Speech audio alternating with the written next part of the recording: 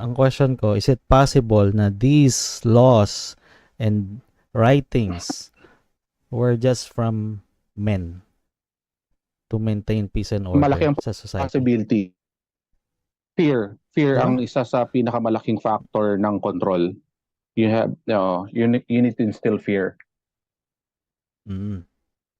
Sabi mo, ikaw nagsabi ng klase they need God, a God figure para yung idea na yon is maging concrete. Kasi kung tao lang, Yes, di ba? Mawawala yung trust. tama. Ayun. So may possibility din ng ganun na create yung deity para tawag dito, humaba pa yung buhay ng idea. Hindi yung tao lang. Yan. Oo. And kung sino mag-oppose, may nakasulat na ang mangmang nagsabi sa kanyang puso, walang Diyos. O, mangmang kayo. Just to seal the deal. Lahat ng kokontra, eto kayo, 8:44 kayo.